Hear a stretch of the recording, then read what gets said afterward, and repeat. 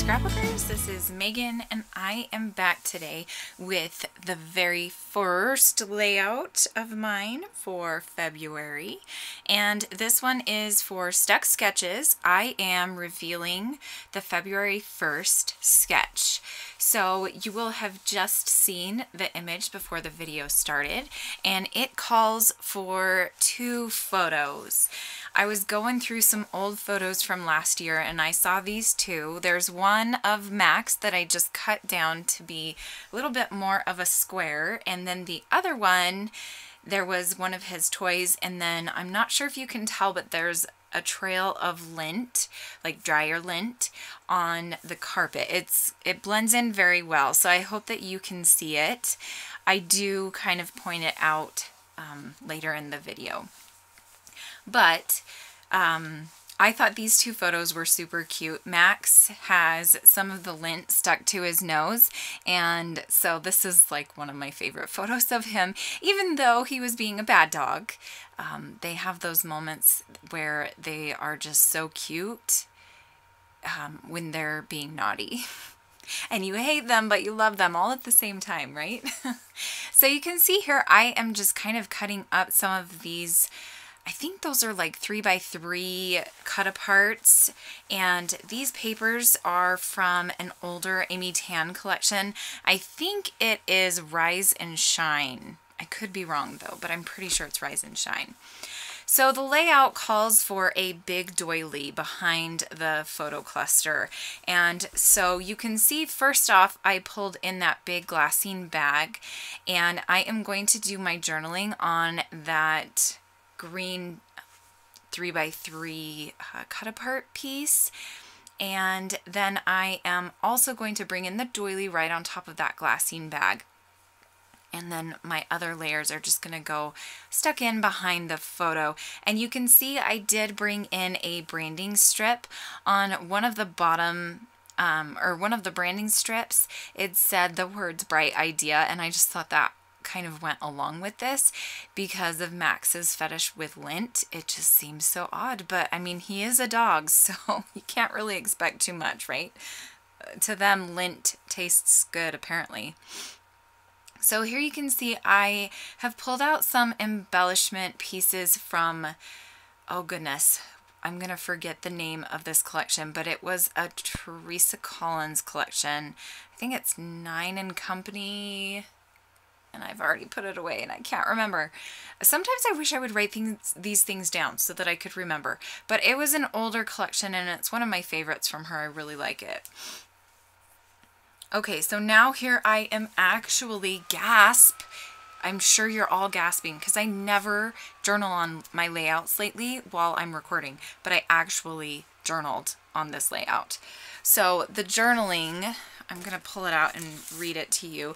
It just says, Max is so funny. For some reason, he loves to grab the lint from the dryer that I put in the trash. I thought it was hilarious that he had some still stuck on his nose. What did I do? Haha, it's all over your nose and the floor. So that is what my journaling says there. And then I am going to realize that I probably should put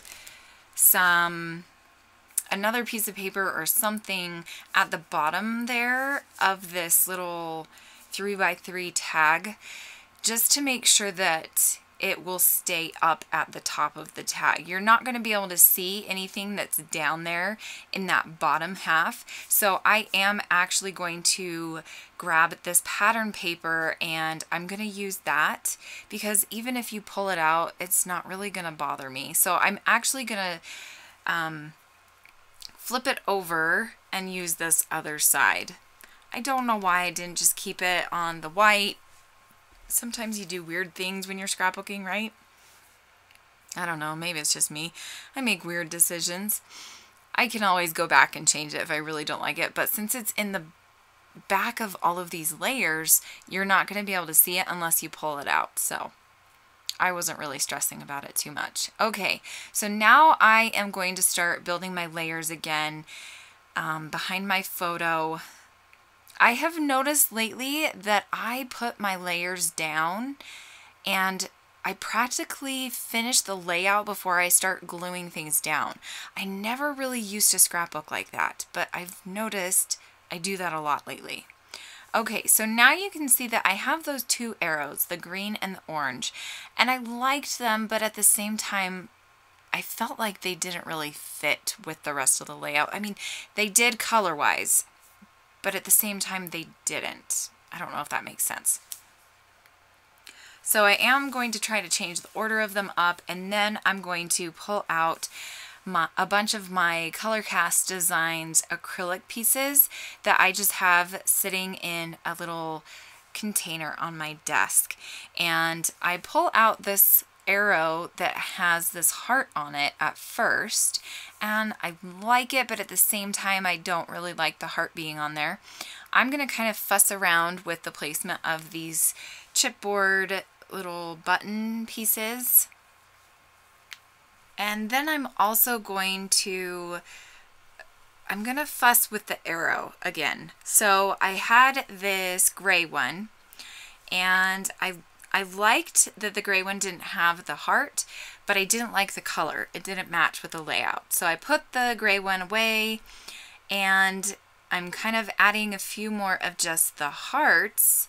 And then I realized, oh my goodness, I had a white arrow without the heart, just like the gray one. So I pulled that one out, and that is going to be the one that I am going to end up using. So I'm so excited that I realized I had one without the heart. I don't know why. The heart just felt like it was throwing it off because it wasn't part of a cluster, and I had the hearts in two different clusters. One at the top left of the photos, and then the other one at the bottom left of the photos. Okay, so now here you can see I'm going to start gluing stuff down. And that craft tag, the sketch, I believe, did call for a tag up there in the top left-hand corner. But for right now, it's going to remain pretty just plain. And then I'm going to feel like it's missing something. So I'm going to glue down all of these layers and get those all set. And then I am going to do some very simple journaling so that if you don't feel like pulling out that green tag, or if you don't realize you can pull out the green tag, it's easier to just realize what this page is about because of the journaling.